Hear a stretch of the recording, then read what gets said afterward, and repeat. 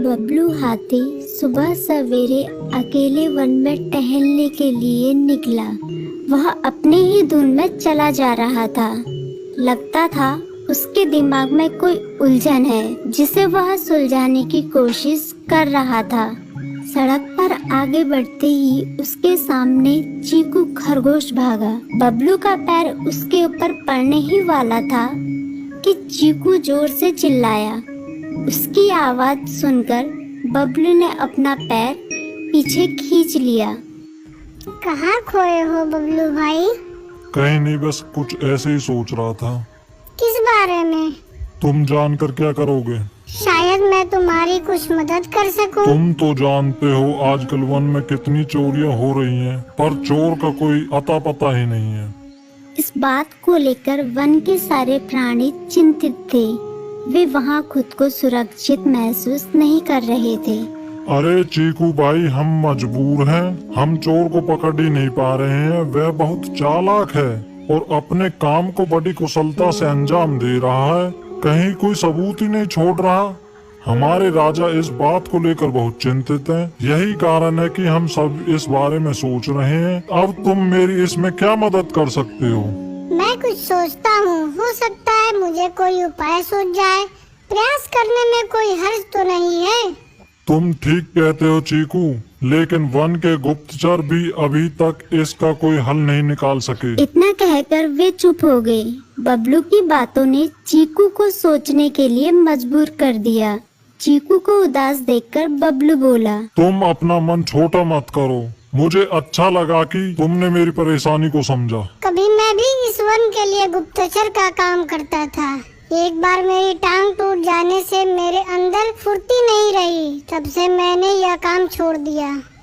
चीकू, तुम चाहो तो यह काम दोबारा कर सकते हो। वन के प्राणी ज्यादातर दिन में भोजन की तलाश करते हैं, वे रात को आराम करते हैं। तुम दिन रात दोनों में ही भोजन की तलाश में निकल सकते हो सकता है रात को तुम्हें कुछ ऐसी बातों का पता चल जाए जो हमारे काम की हो।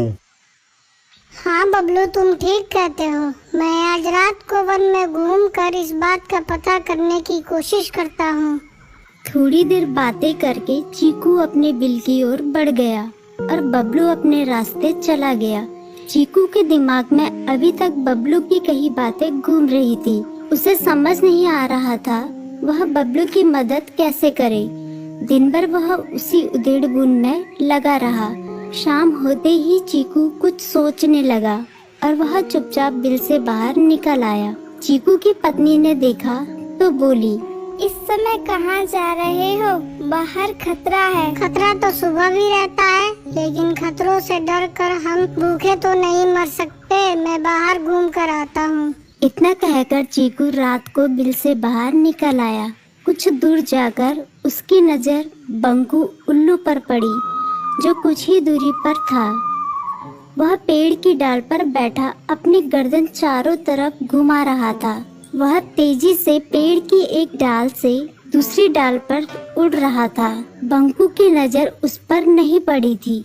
कुछ सोचकर चीकू पेड़ के पीछे से बाहर निकलकर थोड़ी खुली जगह पर आ गया और वहां से बंकू उल्लू को देखने लगा। बंकू ने चीकू को अंधेरे में भी देख लिया, पर उसने उसमें कोई उत्सुकता नहीं दिखाई और अपनी गर्दन चारों ओर घुमाता रहा। चीकू बड़ी देर तक बंकू की हरकतों पर नजर रखे रहा।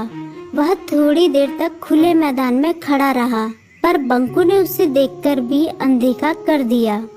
उसने महसूस किया कि बंकू के आसपास चमकू चमगादड़ भी मंडरा रहा था। कुछ देर वन में घूमने के बाद चीकू अपने बिल में लौट आया और सुबह होने का इंतजार करने लगा। अगली सुबह बबलू उसी रास्ते में जा रहा था। रास्ते में चीकू उसका इंतजार कर रहा था। आज बड़ी जल्दी आ गए बबलू। हाँ, आजकल मुझे चिंता की वजह से नींद नहीं आती। कोई नई खबर है क्या? यकीन से तो मैं नहीं कह सकता, पर मैं तुम्हें ऐसे प्राणी का नाम बता सकता हूँ जो शायद चोरों की मदद कर रहा है। कौन है वो? बंकू उल्लू। इतना कहकर चीकू ने रात की घटना उसे ज्यों की त्यों सुना दी। इसे सुनकर बबलू का माथा ठनका बबलू की आंखें चौंधिया गई। तुम ठीक कह रहे हो, मुझे आज रात बंकू और चमकू पर नजर रखनी होगी। इतना कहकर वे दोनों अपने अपने रास्ते चले गए। बबलू रात को अपने साथियों के साथ बंकू पर नजर गड़ाए रहा। उसकी संदिग्ध गतिविधियों को देखकर बबलू ने उसे उसके साथियों चंकी और संकी लोमड़ के साथ पकड़ लिया। बबलू ने सख्ती से पूछताछ करनी शुरू कर दी।